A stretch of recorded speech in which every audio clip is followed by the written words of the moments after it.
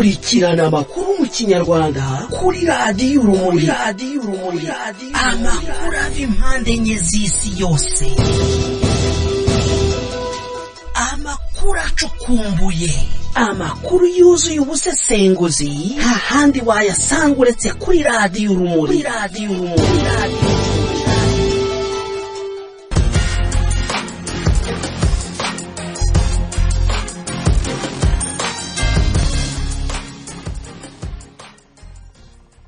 Inshuti muteze amatwi radiyo Urumuri, mwiriweho. Ni umwanya w'amakuru mu Kinyarwanda. Amakuru uyu munsi tariki 25 ukwezi kwa gatanu umwaka wa 2020. Ni amakuru mugezwaho na Jean Paul Kayiranga. Amakuru yacu uyu munsi akaba yibanda ku ngingo zikurikira. Abahagarariye amashyaka ya politiki na societe civile nyarwanda ku isi yose bakoze inama ejo. Umunyarwandakazi Sylvia Mukankiko aragira inama urubyiruko rw'u Rwanda yo kutishinga FPR mu makosa ibashoramo.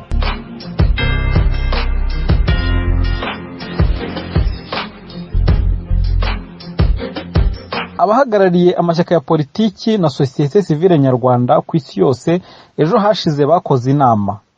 Iyo nama bakoze ejo hashize yahuje abantu 60 bo mu mitwe 35, biyemeza ko bagiye kuba ibiraro byambukirwaho n'abanyarwanda ngo bagere kuri demokarasi. Radiyo Urumuri yari iri mu kiganiro n'abakoze iyo nama yahuje abanyapolitike batavuga rumwe n'ubutegetsi bw'u Rwanda n'imiryango itegamiye kuri leta iharanira uburenganzira bw'ikiremwamuntu. Ikaba yabonye itangazo risoza iyo nama rigenewe abanyamakuru, turitega amatwi. Itangazo risoza inama yahuje imiryango itegamiye kuri leta n'amashyaka ya politike nyarwanda bikorera hirya no hino ku isi mu mugambi wo kubaka u Rwanda rudaheza, rwuje ubwisanzure, ubwiyunge, demokarasi n'uburumbuke. Inama ihuza abahagarariye amashyaka ya politike n'imiryango itegamiye kuri leta baturutse hirya no hino ku isi bateranye ku matariki 23 kugeza kuri 24 Gicurasi 2020 hakoreshejwe uburyo bw'ikoranabuhanga igamije gusuzumira hamwe ibibazo by'ingutu byugarije igihugu cy'u Rwanda no gutekereza ku ngamba n'umuti wabyo.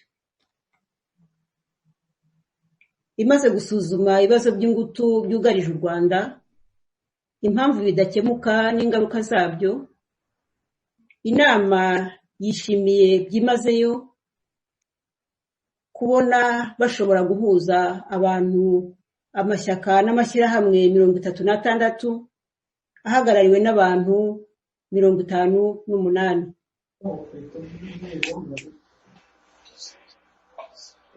Yababajwe cyane nuko abanyarwanda bakomeje kugarizwa n'ubutegetsi bubi burangwa n'ingoma y'igitugu, budaha agaciro uburenganzira bwa muntu, budatandukanya inzego z'ubutegetsi, burangwa n'ivangura, butabasha kubaka ubumwe n'ubwiyunge mu banyarwanda, bwafunze urubuga rwa demokarasi. Yasanze ari ngombwa ko guhuza imbaraga z'imiryango nyarwanda y'ingeri zose ari ngombwa kugira ngo mu Rwanda habe impinduka mu bya politike kandi binyuze mu mahoro. Ibyo bigakorwa mu rwego rwo kubonera ibisubizo ibibazo byugarije umuryango nyarwanda bishingiye kuba nta demokarasi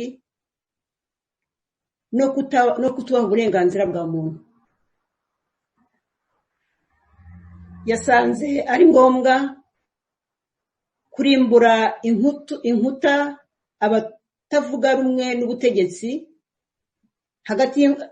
yasanze ari ngombwa kurimbura inkuta zitanya abatavuga rumwe n'ubutegetsi, hakubakwa iteme ribahuza aho gutatanya ingufu zabo. Inama yifuje ko byaba byiza kurushaho andi mashyaka n'amashyirahamwe bitashoboye kwitabira iyi nama bitabiriye ibikorwa by'inama bizakurikiraho. Inama yemeje ko hajyaho urwego nyunguranabitekerezo cadre de concertation ko kunonosora ibitekerezo byinshi by'ingirakamaro byatanzwe n'abitabiriye inama. Kuri izo mpamvu inama cadre de concertation yasabye ko abatumiye inama bakomeza kwiyobora by'agateganyo kandi nabo babyemeye. Inama yishimiye cyane ko amatora mu baturanyi b'i Burundi yabaye mu mutekano, akaba ari intambwe nziza mu rwego rwa demokarasi no guhererekanya ubutegetsi mu mahoro. Byashyizweho umukono ku ya 24 Gicurasi 2020. Umunyamakuru wa radiyo Urumuri Emmanuel Senga yabajije niba bateganya kuzakora igisa n'impuzamashyaka yose akorera hanze kugira ngo abatavuga rumwe bose bagire ijwi rimwe riharanira impinduka mu Rwanda. Tumwumve. Mfite ikibazo n'icyifuzo. Ikibazo cya mbere ni ukumenya niba iyi komite yateguye inama ishinzwe nyine kugira ngo abantu bahuze imbaraga, ndibaza niba komite izaba ifite manda, niba izagira statut yayo yigenga ku buryo yajya yongerwamo n'abandi yenda abantu barangije manda zabo, umugambi wo kugeza ku guhagararirwa ya imbere kw'abanyarwanda se byaba inyuma mu mahanga. Icyo cyaba ari ikibazo cya mbere.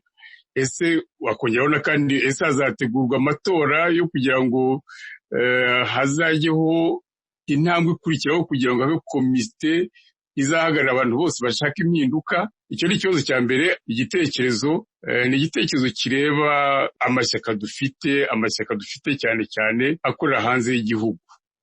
Ku rwego rw'amasosiyete sivile kugeza ubu amenshi niko navuga yabashe kwibumbira mu mpuzamashyirahamwe. Inama mpuzabikorwa ya sosiyete sivile nyarwanda ntivuga ko yose yajemo, ariko kugeza ubu amenshi yajemo. Nkaba rero nibaza nti ese amashyaka yo hari ubwo atekereza ikintu nk'icyo ngicyo kugira ngo yenda imbaraga nk'uko mwabivuze zihute kugira ngo zegerane, cyane cyane ko dusanzwe dufite impuzamashyaka zimwe na zimwe.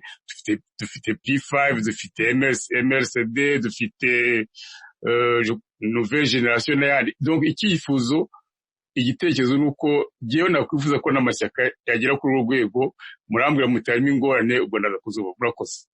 Turagushimiye Senga. Muzaba mufite manda, ese hazategurwa amatora? Ikibazo yise icya manda ndagira ngo mbanze ntange mu munota umwe imbona imvano iyi initiative yacu. Icya mbere nta wadutoye, hano wadutumye. Twaraganiriye twishyira hamwe, ndagira ngo mujye ko dutangira twari 6. Babiri baza kugira impamvu z'imirimo yabo ntibabasha gukurikirana ngo bakomezanye natwe, dusigara turi 4. Twatangiye mu kwezi kwa 11 muri 2018. Ntabwo ari ibintu twatangiye mu cyumweru gishize. Turaganira hagati yacu, turangije tuganira n'abanyamashyaka nabo muri societe civile bamwe na bamwe. Abo twari tuzi hari abandi twagiye twunguka nyuma ko bariho tutari dusanzwe tubazi. Niho twanamenyeye ko rwose societe civile ari nini burya ku isi. Hari imiryango ya societe civile y'abanyarwanda kandi ikora akazi kenshi. Noneho iza kugeraho nyine abo twashaka kuganira nabo baratubwira bati tuzahure n'ibyo ko turabatumira. Ejo bundi rero kwa 6 n'ejo ku cyumweru icyo twakoze ni uguhurira hamwe abo twatumiye bose. Nanone umuntu ntiyareka kuvuga ko hari abo twatumiye bataje kubera impamvu zabo. Ibyo ntitugomba kubitindaho kuko buri muntu aba afite inshingano ze. Hari n'abafite impamvu zibagoye zatuma baza wenda guhura n'abandi. Ibyo ntabwo twabitindaho, turaba demokrati. Uba kwa 6 rero kugeza ejo nimugoroba muzi ko twari twabaye gahunda yo kugira ngo dukore conference de presse. Byarananiranye. Ibiganiro byabaye byiza byinshi, twungurana ibitekerezo n'ibyo tutari dusanzwe dutegereza twe ku giti cyacu, ku buryo inama yarangiye hafi saa 5 z'ijoro ndakeka. Ubwo rero icyo twagezeho ni iriya communique mwumvise. hari n'ibindi birebire biri mu zindi dokima nanone ntabwo twavuga ngo ni kariya gusa twanditse cyangwa twagezeho, hari ibindi byinshi ariko tuzagenda tubagezaho buhoro buhoro. Ibyerekeye noneho ubutumwa twahawe na bagenzi bacu tumaze kumvikana ko hagiye kujyaho urwego rwo kujya ruganira rukungurana ibitekerezo rukagirana inama rugafata n'ibyemezo hamwe bishobotse. Baravuze batariko haracyari kare, nimureke abaduhuje n'ubundi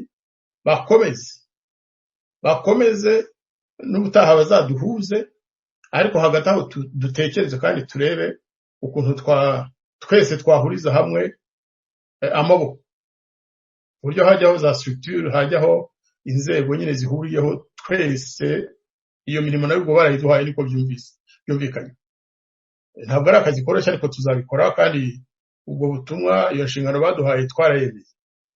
Ni ukuvuga rero ko manda mutubaza izaza, ndakeka ko nta manda spéciale, ahubwo manda ni iya twese hamwe. Iriya cadre de concertation, Emmanuel ari muri société civile, bibuye neza ko bafashe izina nk'irya CCSCR, cadre de concertation yo kungurana ibitekerezo. Twizere ko tuzungurana ibitekerezo, ariko tugafatanya no gufata ibyemezo hamwe, tugafatanya no guteza imbere ibikorwa tuzaba tukumvikanyeho ko twabishyira muri priorite zacu. Ndumva n'abangusubije kuri icyo. Hari ikindi wavuze cya za platform, wavuze MRCD, uvuga P5, uvuga n'izindi zaba ziriho. Mbese ndagira ngo aho naho mpasobanure, ntabwo twatumiye P5, MRCD cyangwa izindi, kandi twabanje kubyumvikanaho n'abo twatumiraga. Mwibuke ko tumaze iminsi dusinya amabarwa, dusinyira hamwe ku bitekerezo, ku byifuzo. Twandikiye za guverinoma hirya no hino, twandikiye Commonwealth, twandikiye Amerika, twandikiye Union Européenne, twandikiye Ubufaransa n'abandi. Twagiye dusinya turi abantu barenga 30 n'abangahe. Aho naho ntabwo ari za platform zasinyaga, hasinyaga amashyaka twasanze hamwe na ba nyir'ubwite, kandi ari byo bitworoheye, kuko burya no muri platform hari inshingano zimwe baba bafite, buri muntu afite uko abibona, ariko twashyira hamwe bikaba iby'umuryango wacu nyine w'Abanyarwanda n'ibyifuzo byacu. Aho ngaho byumvikane ko nta muntu tutatumiye n'umwe, uretse abo twashatse gutumira wenda tukabura uwo dutumira kubera ibyagiye bihindagurika, ariko bose ntawe tutatumiye. Ahangaha ntabwo ari igihe cyo kuvuga ngo kanaka cyatumye ataza n'iki, umenye gusa ko hari nka 2-3 bataje, ariko ntabwo byabujije inama kugenda neza. Kandi chairman yabivuze, mwene data Gilbert, bariya bataje nabo no muri communique, muri bitangazo birimo, tugomba kubashaka kugira ngo tubasobanurire, twumvikane nabo ubutaha bazabe bari hamwe n'abavandimwe babo. Murakoze.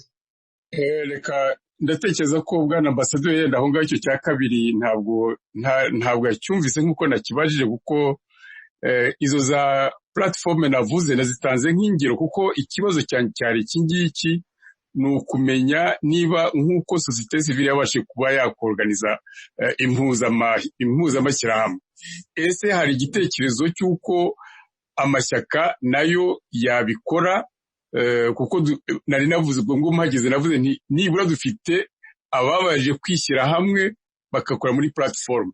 Ese hari ukuntu noneho haba abandi baderege bava muri izo platform z'amashyaka, none bakagenda gukora urundi rwego ruri hejuru, ku buryo iyi mpinduka dushaka yo guhuza imbaraga yakwihuta. Ni icyo kibazo nabaje naho, ntabwo ibyo wari udusobanuriye ntabwo ari icyo kibazo nari nabajije. Reka nsubize aho naho, kuko ndumva nta kibazo rwose giteye. Niba tubashije guhura muri cadre de concertation nini, tubahuriramo tukaganira, tugafata ibyemezo hamwe. Wavuze platform 3 zose zirimo, amashyaka yose akiri muri platform hafi ya yose yaraje, uretse abagize impamvu nyine, kandi nabwo ntabwo ari uko batabishaka, nuko bafite impamvu zabo. Ubwo rero ni ukuvuga ko niba tubashije kumvikana muri cadre de concertation nini nabo barimo, ibyo kuba bakongera bagakora za platform nto, twe dusanga bitatureba, nibo bireba. Igihe bemeye ko dufatanya muri cadre nini bakabyitangira, tukahuriza hamwe ingufu n'ibitekerezo kongera gukora za platform nshya, nsanga ari nk'uko bafata umuryango ukawucamo utundi turyango duto. Twe nuko tubifata, ariko ntabwo babujijwe kwiyorganiza uko bashatse. N'abadafite platform bashobora kuzikora, si twe twabibagira mu inama, twe twabagiriye inama yuko twahurira hamwe twese, kandi barabyemeye. Bitabujije ko buri shyaka, buri association ya société civile ikomeza kugira autonomie yayo, ariko iriya cadre akaba ari cadre duhuriramo kugira ngo tubashe kuganira no gufata ibyemezo. Urakoze. Ambassador, urakoze. Ikindi navuga kuri icyo kibazo cya Senga, ubimusobanuriye neza rwose yuko ziriya platforms abazigize bari bitabiriye, uretse wenda wagize impamvu yatuma ataza. Ariko icyo namubwira gikomeye kirimo hari n'ubutumwa bitanga, cyangwa se ubutumwa dushaka guha abanyarwanda, n'ubumwe bwacu, n'ubushake bwacu bwo kwicara hamwe kugira ngo ibibazo bihangayikishije abanyarwanda tubashe kubiganiraho kandi tubishakire umuti, tubashe kubihurizaho. Icyo ngicyo ni cyahanini cyari kirimo. Naho nk'uko wabivugaga ku bijyanye wenda n'imiterere y'inzego n'ibindi nk'ibyo ngibyo, byagaragaye muri iriya nama yuko si byo abantu bashaka kwibandaho. Abantu barashaka kuvuga ngo umunyarwanda ahangayikishijwe n'iki, ni ikihe gisubizo twatanga turamutse dushyize hamwe. Nkumva yuko icyo ngicyo nicyo gifite imbaraga, ko ubumwe bwacu bubasha gutuma tureba ibibazo by'igihugu tugafatanya kubishakira umuti. Ndumva yuko icyo ngicyo ari cyo wabona yuko ni wo mwuka kandi nibwo butumwa iriya nama mu by'ukuri ubona ko yatangaga. Iyi mwumva ni radiyo Urumuri, radiyo ya sosiyete sivile ivugira ku murongo wa interineti.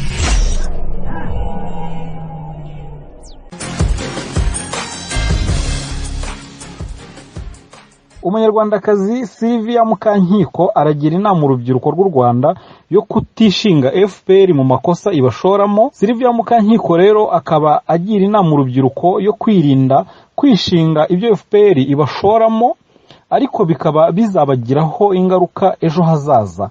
Akaba kandi agira n'inama ababyeyi babo bana.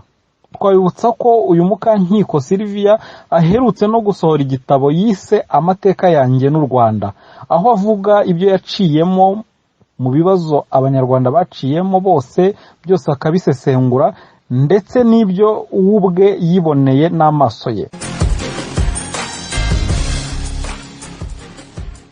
Mu tuntu n'utundi, itariki nk'iyi mu mwaka wa 1958 ubwo mu gihugu cy'Ubufaransa hari ibibazo bikomeye, cyane cyane hari ikibazo cy'intambara yo muri Algeria yarwanaga ishaka ubwigenge, nibwo perezida wari uriho René Coty yitabaje General Charles de Gaulle wafatwaga nk'intwari y'Ubufaransa kubera uruhare yagize mu ibohozwa ry'Ubufaransa mu ntambara kabiri y'isi yose, babohoza Ubufaransa babukura mu maboko y'Abadage bari barabwigaruriye kuva mu mwaka wa 1940.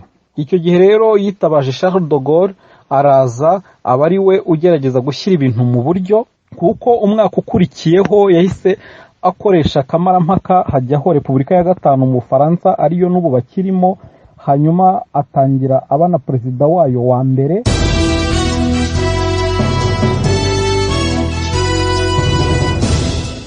Kurikirana amakuru mu Kinyarwanda kuri radiyo Urumuri. Amakuru ava impande enye z'isi yose, amakuru acukumbuye, amakuru yuzuye ubusesenguzi, nta handi wayasanga uretse kuri radiyo Urumuri.